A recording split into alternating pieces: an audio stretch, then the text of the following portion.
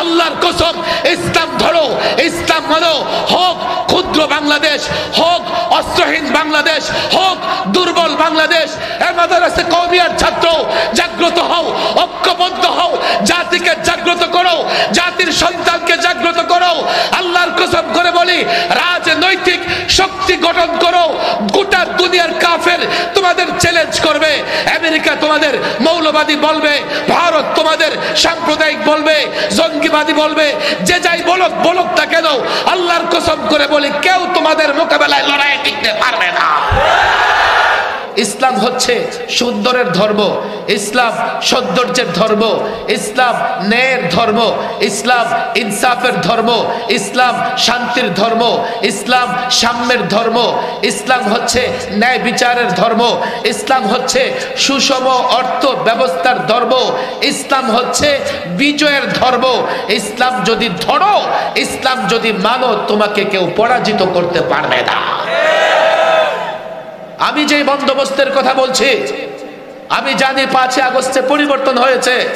পরিবর্তন হয়েছে মানে আমি মুক্ত হয়েছি। 5 আগস্টের পরিবর্তন দরকার ছিল। আমাদের ছাত্র জনতা রক্ত দিয়েছে, মাদ্রাসা কওমিয়ার আলেমরা রক্ত দিয়েছে, উজানির মাওলানা আব্দুর রহমান সাহেবের ছেলে সেও রক্ত দিয়েছে। অনেককেই আমরা রক্ত দিতে দেখেছি। আমরা রক্ত দিয়ে একটা ফেসিবাদকে বিদায় করেছি। এর মানে এই নয় রক্ত দিয়ে যখন রাষ্ট্রকে মুক্ত করেছি তোমরা এনে অন্য কোনো তন্ত্র মন্ত্র প্রতিষ্ঠা করবে। হ্যাঁ, অন্য কোনো তন্ত্র মন্ত্র যদি প্রতিষ্ঠা করো, একটা ফেসিবাদ গেছে, আরেকটা ফেসিবাদ আসছে, একটা যে পথে গেছে আরেকটা সে পথে যাবে, বাংলাদেশ ছাই পাবে, মুক্ত হবে না। আমি তোমাদের মুক্তির পথে আহ্বান জানাই, আমি তোমাদের কল্যাণের পথে আহ্বান জানাই। যদি মনে করো তুমি মুক্তি পাবে, তোমার সন্তান মুক্ত থাকবে, তোমার সন্তান ভালো থাকবে, এই বাংলাদেশে হানাহানি, মারামারি, কাটাকাটির রাজনীতি বন্ধ হবে, দুর্নীতি বন্ধ হবে, ধর্ষণ বন্ধ হবে। একটাই পথ, ইসলাম ধরো, ইসলাম মানো। ইসলাম সেই হেরার গুহা থেকে ইসলামের আলো গোটা পৃথিবীতে ছড়িয়েছে। এক মুহাম্মদে আরবি, এক মুহাম্মদে আরবি মক্কায় অসহায় ছিলেন, মক্কায় থাকতে পারে নাই, মদিনায় চলে গেছেন, মদিনায় রাষ্ট্র গঠন করেছেন। এরপরে গোটা পৃথিবীর আফ্রিকা থেকে আমেরিকা পর্যন্ত, এশিয়া পর্যন্ত, বাংলাদেশের রংপুর পর্যন্ত ইসলাম ছড়িয়েছে। ইসলাম বিজয় হয়েছে, ইসলাম বিজয় হবে। ইসলাম ধরো, ইসলাম মানো। যদি মুসলমান সত্যিকার অর্থে হয়ে থাকো, যদি দুনিয়া আখিরাতের কল্যাণ চাও, যদি মনে করো দেশ ভালো থাকবে, যদি মনে করো দেশ স্বাধীন থাকবে, যদি মনে করো তুমি স্বাধীন থাকবে, আল্লাহর কসম, ইসলাম ধরো, ইসলাম মানো। হোক ক্ষুদ্র বাংলাদেশ, হোক অস্ত্রহীন বাংলাদেশ, হোক দুর্বল বাংলাদেশ, ইসলাম যদি ধরতে পারো, ইসলামের ঝান্ডা যদি উঁচু করতে পারো, 1500 বছর আগে যেভাবে সাহাবায়ে কেরামকে আল্লাহ সাহায্য করেছেন, যেভাবে তাবেঈদেরকে আল্লাহ সাহায্য করেছেন, যুগে যুগে যেভাবে আল্লাহ মুজাহিদদের সাহায্য করেছেন, এই মাদ্রাসা কওমিয়ার ছাত্র জাগ্রত হও, ঐক্যবদ্ধ হও, জাতিকে জাগ্রত করো, জাতির সন্তানকে জাগ্রত করো। আল্লাহর কসম করে বলি, রাজনৈতিক শক্তি গঠন করো। গোটা দুনিয়ার কাফের তোমাদের চ্যালেঞ্জ করবে। আমেরিকা তোমাদের মৌলবাদী বলবে, ভারত তোমাদের সাম্প্রদায়িক বলবে, জঙ্গিবাদী বলবে, যে যাই বলুক বলুক তা কেন, আল্লাহর কসম করে বলি, কেউ তোমাদের মোকাবেলায় লড়াই টিকতে পারবে না। অথচ বাংলাদেশে কোথাও সংখ্যালঘু নির্যাতন হয় না। তাদের দেশে মুসলমানদের সম্পত্তি কেড়ে দেয়, মুসলমানদের মসজিদ ভেঙে ফেলে, মুসলমানেরা মসজিদে আজান দিতে পারে না। অথচ উল্টো সে অভিযোগ করতেছে বাংলাদেশের প্রধান উপদেষ্টার কাছে। এর মানে বড় চালাক একজন সাম্প্রদায়িক, একজন উগ্র ব্যক্তি নরেন্দ্র মোদী, হিন্দুত্ববাদী। সে শুধুমাত্র অভিযোগ করে নাই, হতে পারে কালকে এই অভিযোগ করে আমার বাংলাদেশের মানচিত্রে আঘাত করবার চেষ্টা সে করবে। আপনি দেশটাকে কি করে হেফাজত করবেন? বলে হুজুর, যদি রাজনৈতিক শক্তি থাকে আপনারা কেমনে হেফাজত করবেন? আমরা যে রাজনৈতিক শক্তির কথা বলি, আমরা যে নতুন বন্দোবস্তের কথা বলি, আমরা যে নতুন দলিলের কথা বলি, সেই দলিল হবে ইসলামের উপর ভিত্তি করে, সেই বন্দোবস্ত হবে ইসলামের উপরে ভিত্তি করে, সেই রাজনীতি হবে ইসলামের উপরে ভিত্তি করে। আর ইসলামের ভিত্তি করে যে রাজনীতি হবে, সেই রাজনীতি দিয়েই আমরা রাষ্ট্র হেফাজত করতে পারব।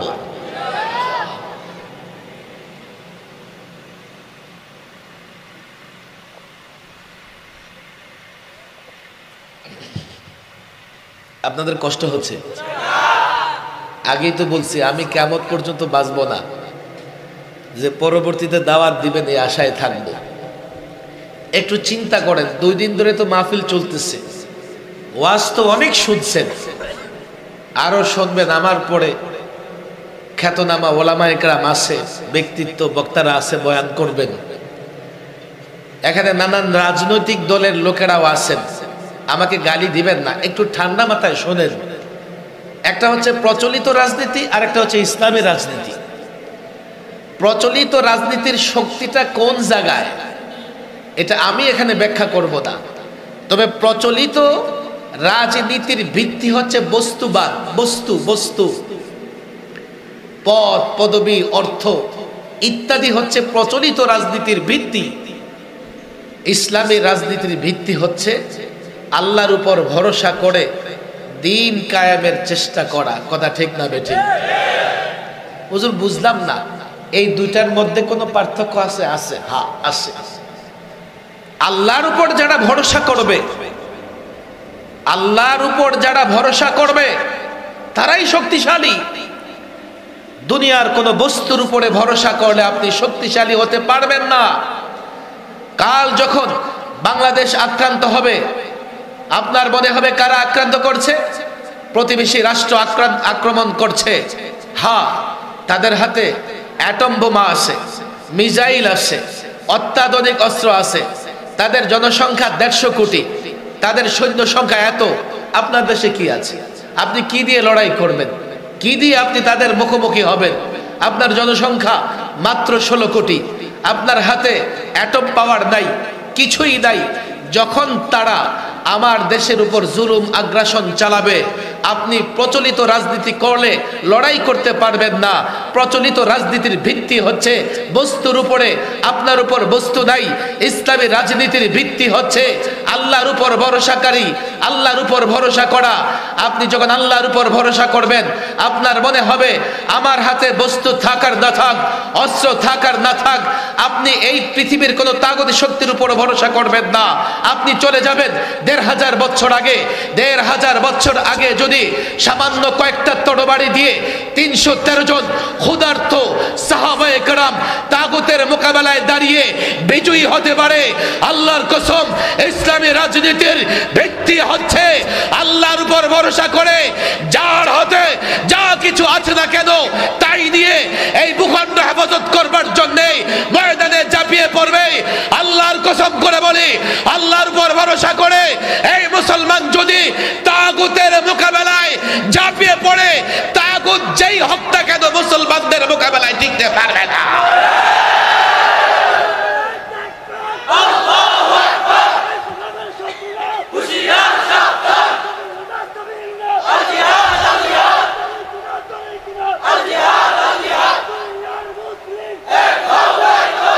যতদিন মুসলমানদের আল্লাহর উপর ভরসা ছিল, পৃথিবীর কোন পরাশক্তি মুসলমানদের থামাতে দমাতে পারে নাই। আল্লাহর উপর ভরসা শেষ। আমরা দেখেন সংখ্যায় প্রায় 200 কোটি, ইহুদিদের সংখ্যা গোটা পৃথিবীতে 1.5 কোটিও হবে না। অথচ দেখেন তারা সিজফায়ার, যুদ্ধ বিরতি ঘোষণা করেছে ইসরায়েল।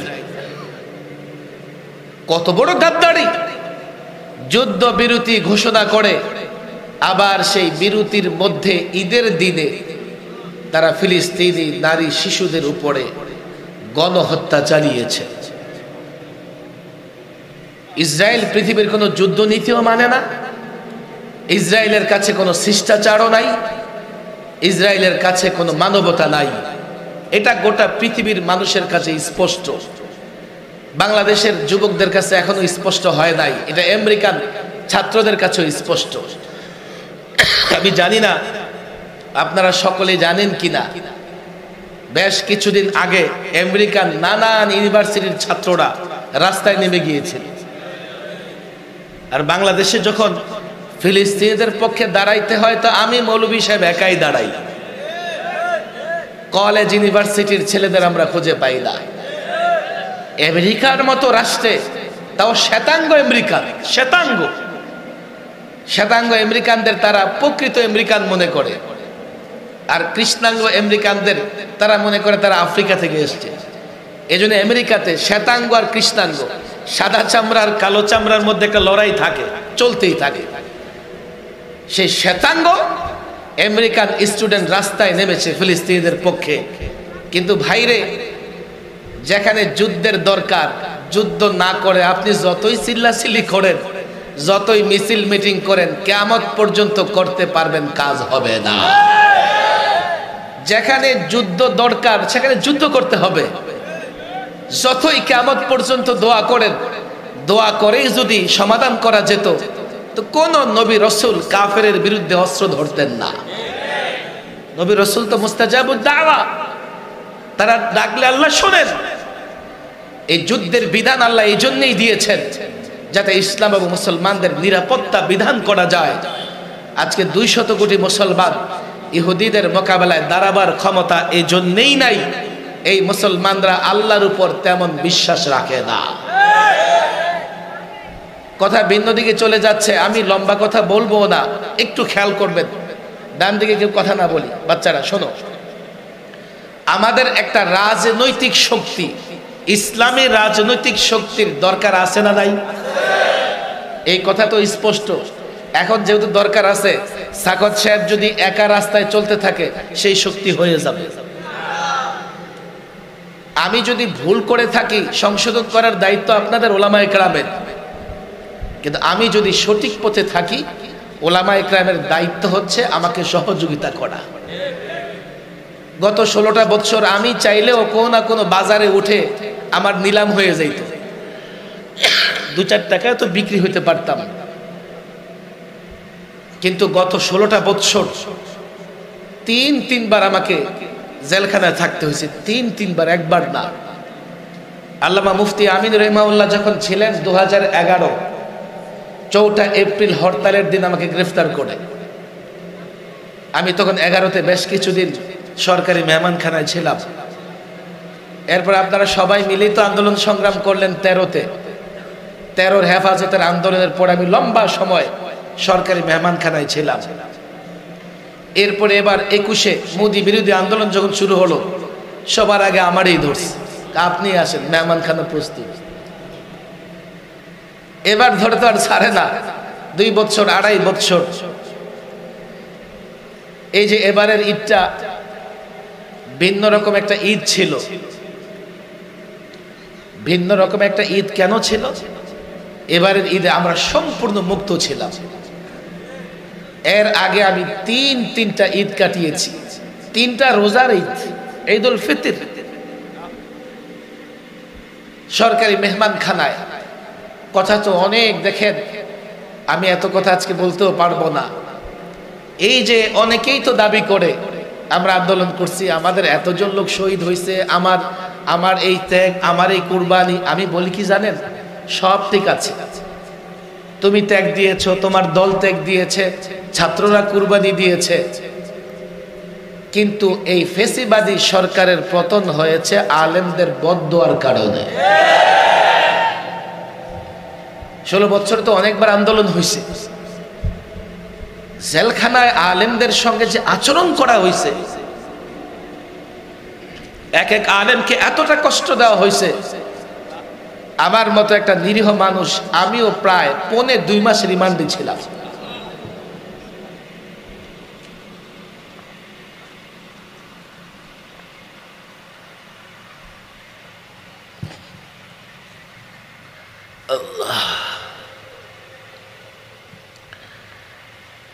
রিমান্ড থেকে আমাদেরকে যখন কারাগারে নেওয়া হয়, কারাগারের ভেতরে আলেমদের সঙ্গে যে বৈষম্যমূলক আচরণ করছে।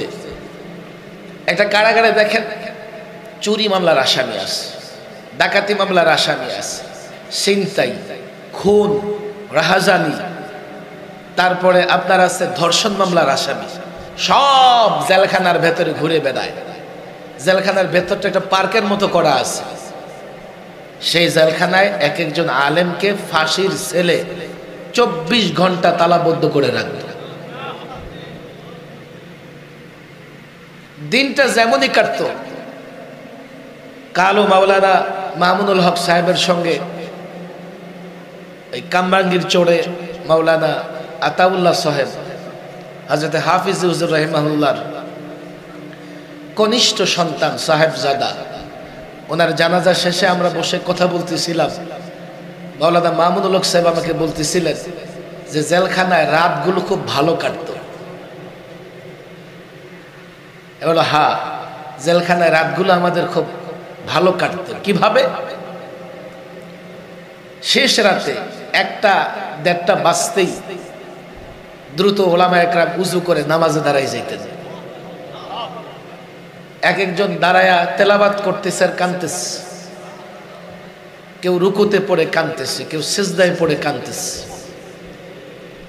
এক একটা কামরা থেকে বাচ্চা পিচাইলে যে আওয়াজ হয়, এইভাবে এক এক আলেমের কামরা থেকে কান্নার আওয়াজ আসতেছে। 2.5 বছর 3 বছর আলেমরা এই ফাঁসির সেলে 24 ঘন্টা আবদ্ধ থেকে পরিবার থেকে বিচ্ছিন্ন, এমনকি অনেকে আইনজীবী থেকে বিচ্ছিন্ন, অনেকে জেলখানায় তার সন্তান মারা গেছে খবরটা পর্যন্ত তারা দেওয়া হয় নাই।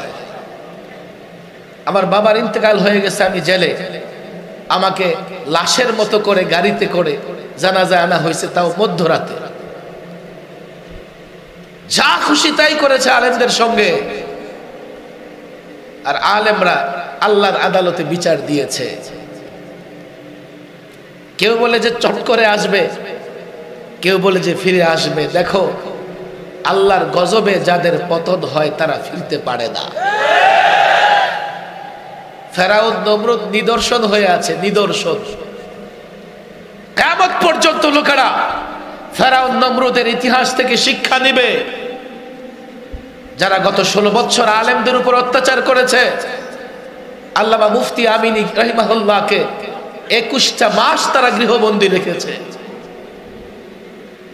ফিরতে পারবে না, নিদর্শন হয়ে থাকবে। অন্তত আগামী 100 বছর লোকেরা বলবে আলেমদের উপর জুলুম করলে এমন পরিণতি হয়। খাবার রেডি থাকে, দুপুরের খাবার খাওয়া যায় না, একসঙ্গে 14 গোষ্ঠীকে বাংলাদেশ ছাড়তে হয়।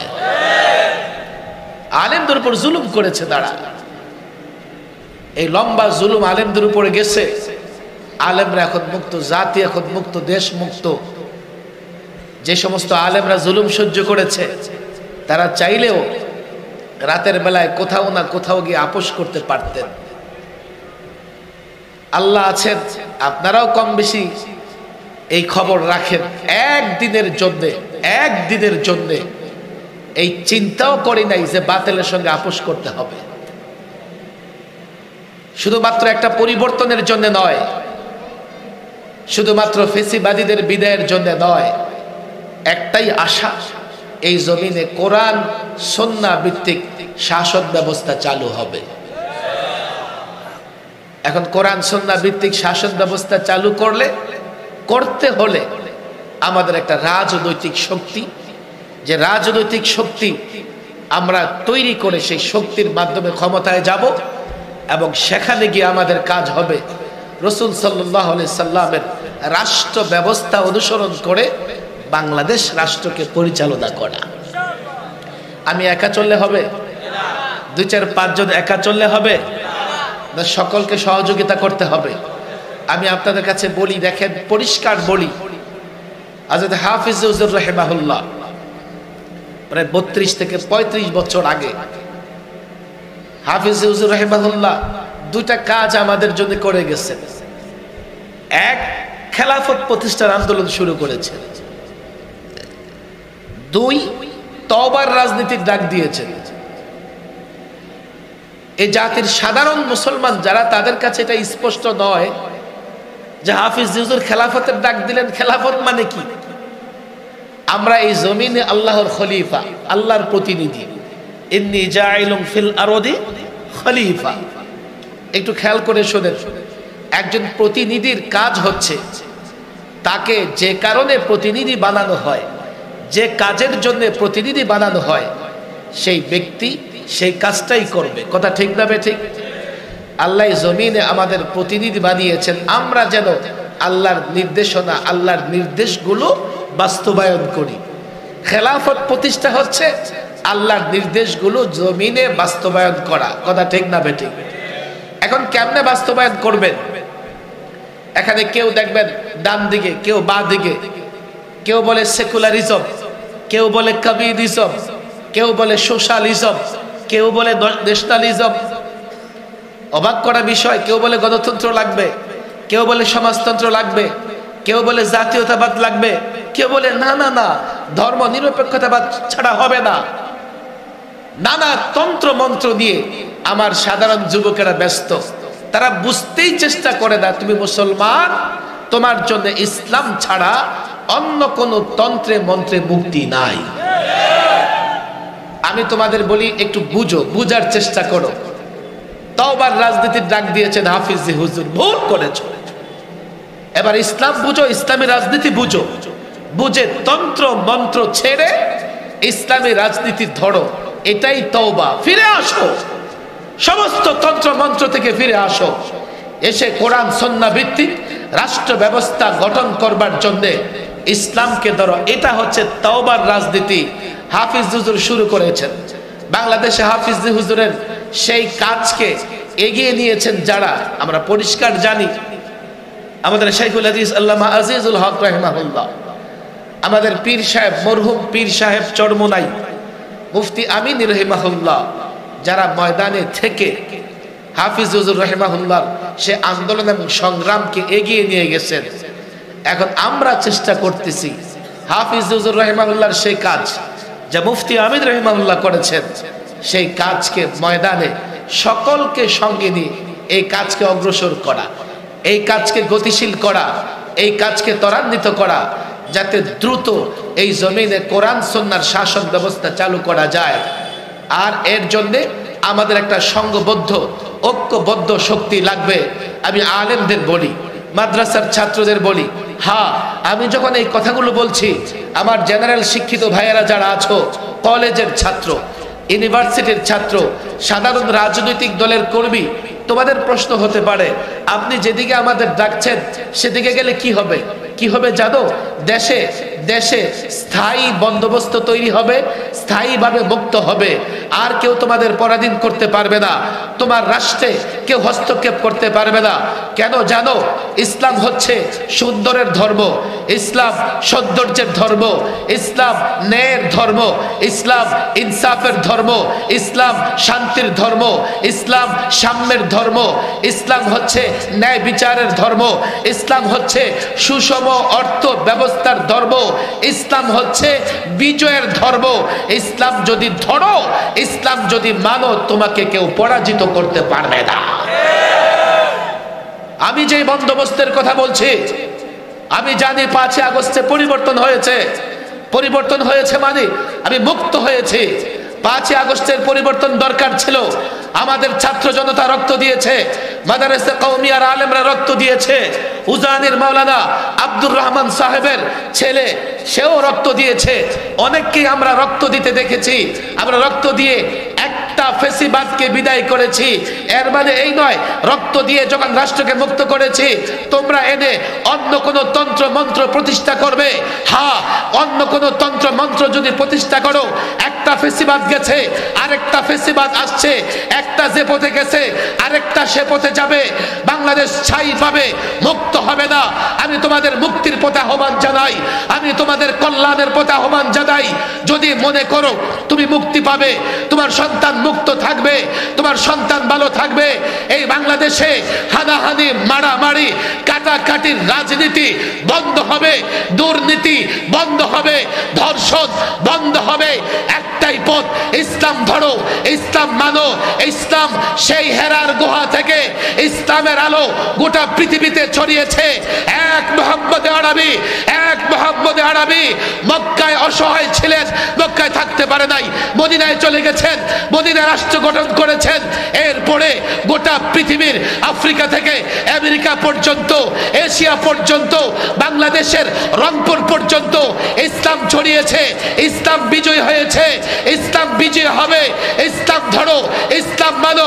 যদি মুসলমান সত্যিকার অর্থে হয়ে থাকো, যদি দুনিয়া আখিরাতের কল্যাণ চাও, যদি মনে করো দেশ ভালো থাকবে, যদি মনে করো দেশ স্বাধীন থাকবে, যদি মনে করো তুমি স্বাধীন থাকবে, আল্লাহর কসম ইসলাম ধরো, ইসলাম মানো। হোক ক্ষুদ্র বাংলাদেশ, হোক অস্ত্রহীন বাংলাদেশ, হোক দুর্বল বাংলাদেশ, ইসলাম যদি ধরতে পারো, ইসলামের ঝান্ডা যদি উঁচু করতে পারো, ১৫০০ বছর আগে যেভাবে সাহাবায়ে কেরামকে আল্লাহ সাহায্য করেছেন, যেভাবে তাবেঈদেরকে আল্লাহ সাহায্য করেছেন, যুগে যুগে যেভাবে আল্লাহ মুজাহিদদের সাহায্য করেছেন, এই মাদ্রাসা কওমিয়ার ছাত্র জাগ্রত হও, ঐক্যবদ্ধ হও, জাতিকে জাগ্রত করো, জাতির সন্তানকে জাগ্রত করো। আল্লাহর কসম করে বলি, রাজনৈতিক শক্তি গঠন করো। গোটা দুনিয়ার কাফের তোমাদের চ্যালেঞ্জ করবে। আমেরিকা তোমাদের মৌলবাদী বলবে, ভারত তোমাদের সাম্প্রদায়িক বলবে, জঙ্গিবাদী বলবে, যে যাই বলুক বলুক না কেন, আল্লাহর কসম করে বলি কেউ তোমাদের মোকাবেলায় লড়াই টিকতে পারবে না।